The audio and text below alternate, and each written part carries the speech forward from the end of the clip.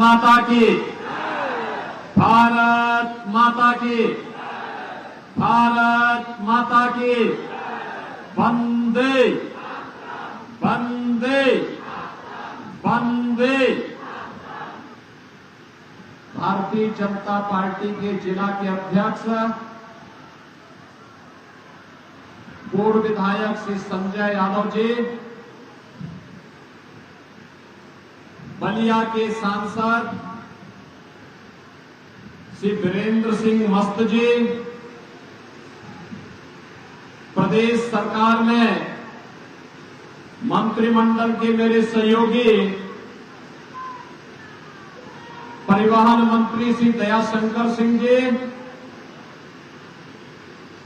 MLC Shri Ravishankar Singh Pappu ji, Bharatiya Janata party के लोकप्रिय सांसद, लोकप्रिय प्रत्याशी श्री नीरज शेखर जी, प्रदेश सरकार में मेरे मंत्रिमंडल के पूर्व सहयोगी रहे श्री उपेंद्र तिवारी जी, आनंद स्वरूप शुक्ला जी, पूर्व विधायक श्री सुरेंद्र नाथ सिंह जी, पूर्व सांसद श्री भरत सिंह जी, पूर्व विधायक विक्रम सिंह जी, जिला प्रभारी विजय बहादुर दुबे जी, लोकसभा के प्रभारी मार्कंडे शाही जी, लोकसभा संयोजक श्री राजीव मोहन चौधरी जी, क्षेत्रीय उपाध्यक्ष श्रीमती सुनीता श्रीवास्तव जी, भारी संख्या में तप्ती दोहपरी में भी बलिया के जोश और मन के साथ यहां पर उपस्थित मेरे सभी बलिया संसदीय क्षेत्र और बैरिया से जुड़े हुए सभी उपस्थित बहनों और भाइयों, बाबा भृगु की इस पावन धरा को कोटि कोटि नमन करता हूं। प्रथम स्वतंत्रता समर के महानायक मंगल पांडे और वीर चित्त पांडे की इस पावन धरा को भी कोटि कोटि नमन करते हुए, भारत के पूर्व प्रधानमंत्री सदैव चंद्रशेखर जी, जिन्होंने एक लंबे समय तक बलिया की पहचान को दुनिया के सामने रखा,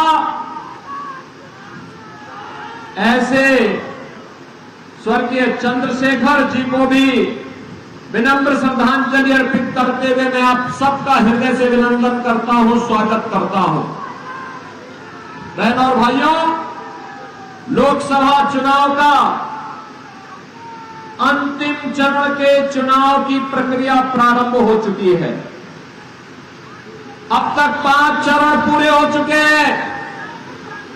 बहनों और भाइयों, छठे चरण का चुनाव आज चल रहा है और कमल चुनाव चिन्ह पर जनता के द्वारा जो आशीर्वाद बरसाया जा रहा है, हम कह सकते हैं मुझे देश के अंदर चुनाव की प्रक्रिया प्रारंभ होने के बाद से लेकर जब तक अलग अलग राज्यों में जाने का अवसर प्राप्त हुआ, कश्मीर से लेकर के कन्याकुमारी तक, कामरूप से लेकर कच्छ तक, पूरे देश के अंदर एक ही नारा गूंज रहा है, एक स्वर में जनता जनार्दन कह रही है, और वह है कि फिर एक बार,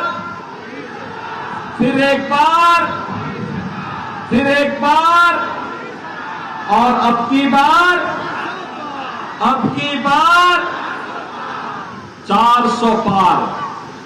जब 400 पार की बात करते हैं तो ये समाजवादी पार्टी और कांग्रेस के लोगों को तो चक्कर आने लगता है कि 400 पार कैसे होगा।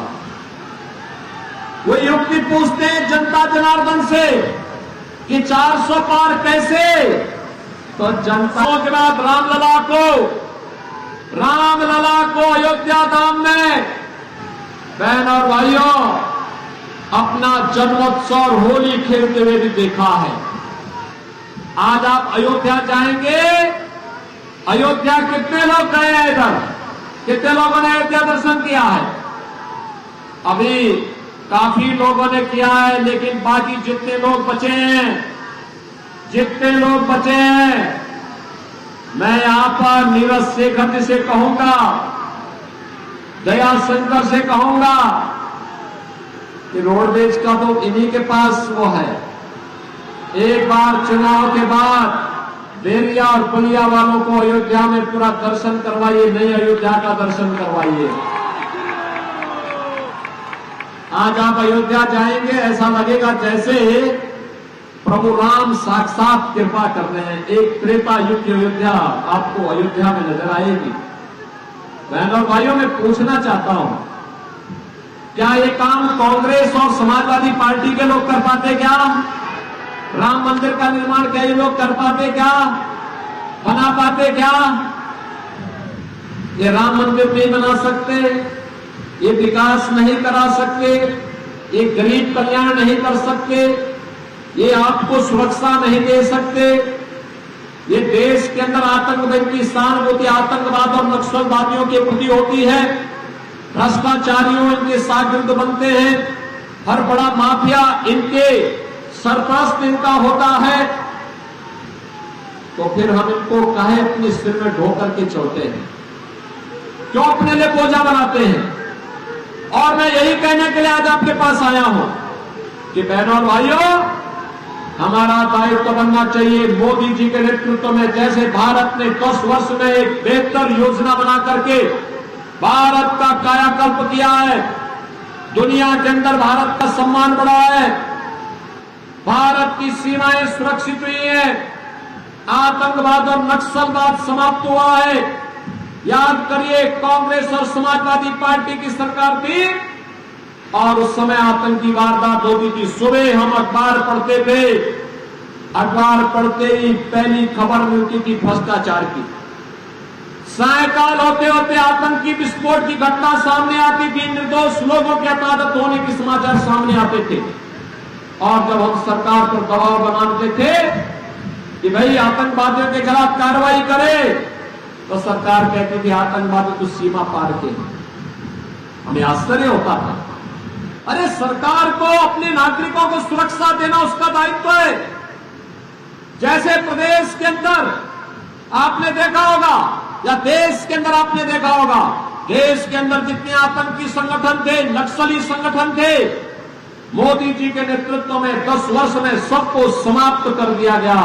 न रहेगा बांस, न बजेगी बांसुरी।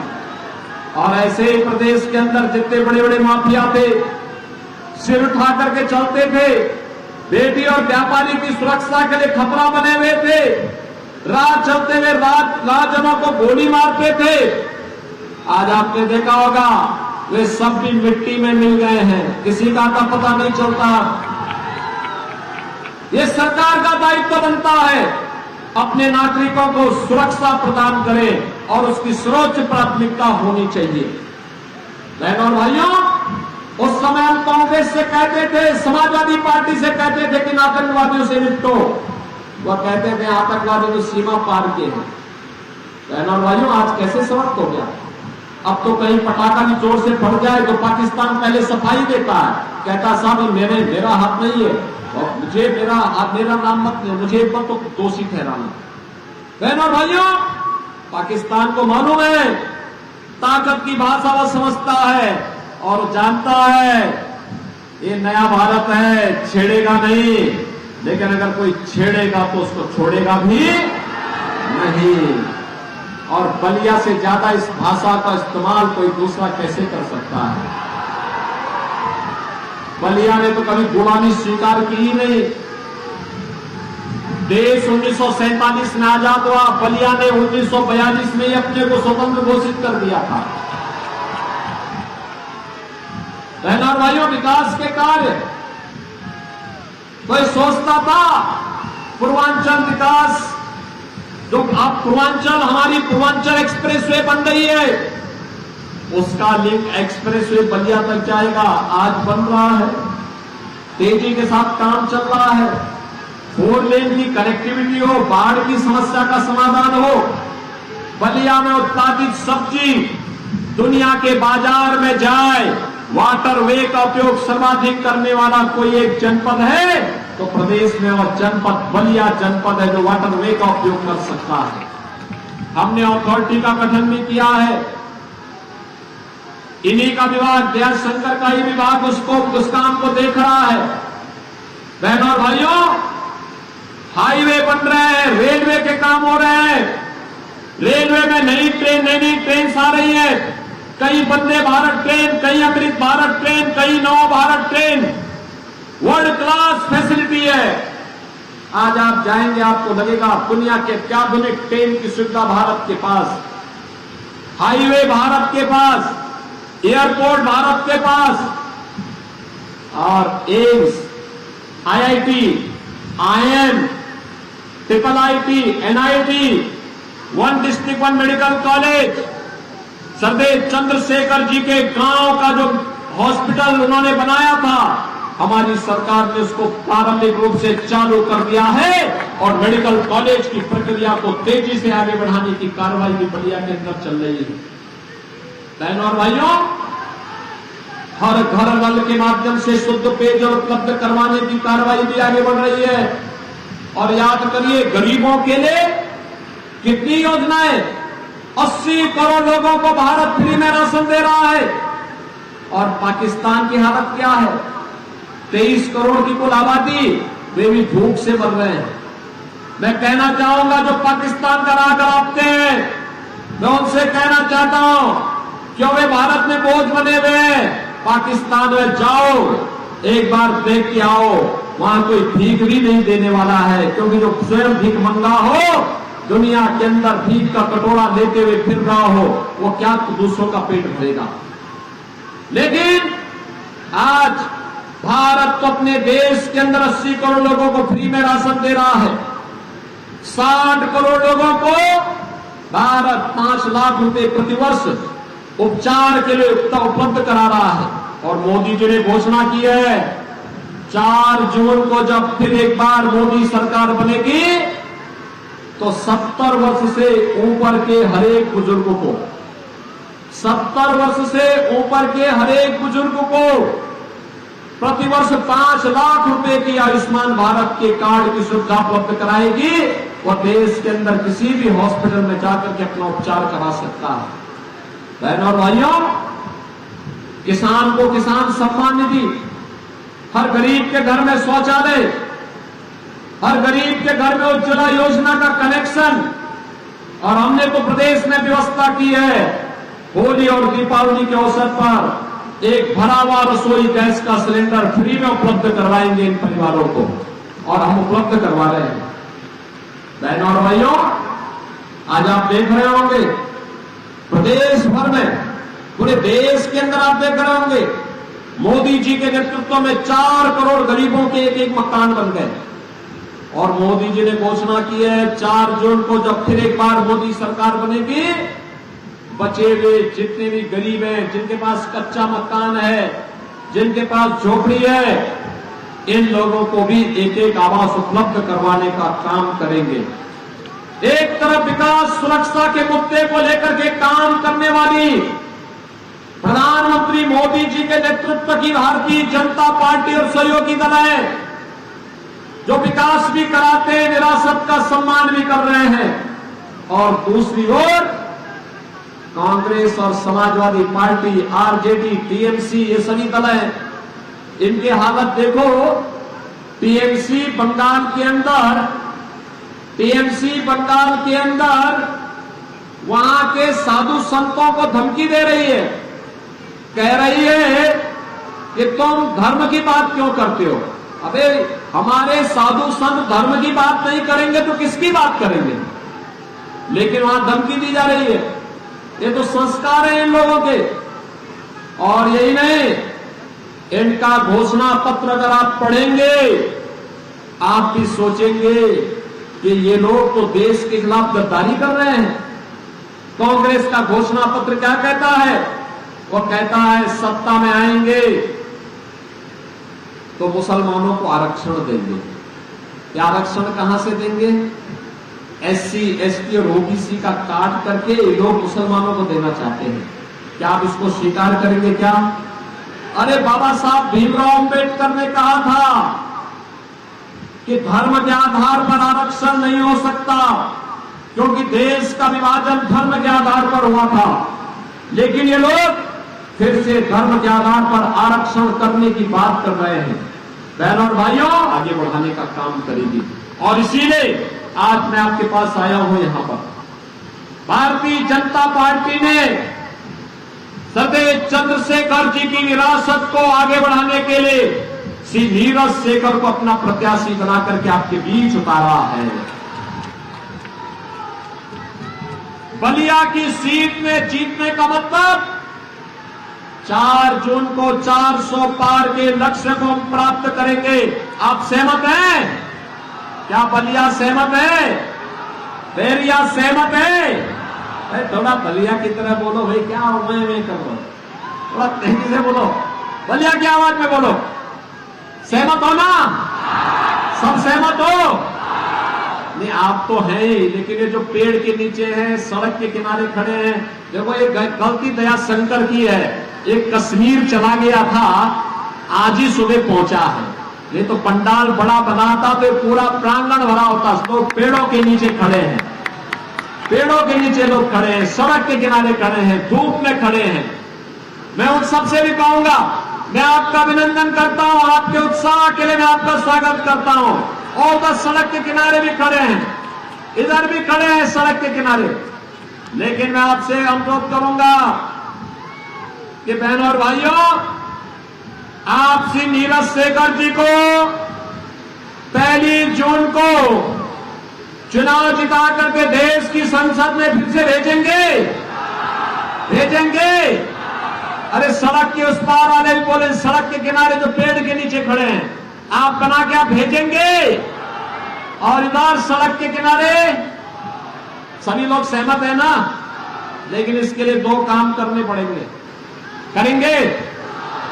मेरी बात को मानेंगे? घर घर जाएंगे? आप में से जितने भी लोग यहां आए हैं, मैं आपसे अनुरोध करूंगा कि आप में से अभी हमारे पास 6 दिन है प्रचार के लिए। इन 6 दिनों में हर व्यक्ति जो राम भक्त है, जिसको देश की चिंता है, जिसे आत्मनिर्भर और विकसित भारत के बारे में जिनके मन में एक तड़प है, भारत माता के प्रति जिसके मन में गौरव का भाव है, उस हर व्यक्ति से मैं अनुरोध करूंगा कि वह इन 6 दिनों का उपयोग करे। ये 6 दिन हम देश के लिए देंगे, और देश के लिए किस रूप में देंगे? हर दिन 3 घंटा, 3 घंटे का समय।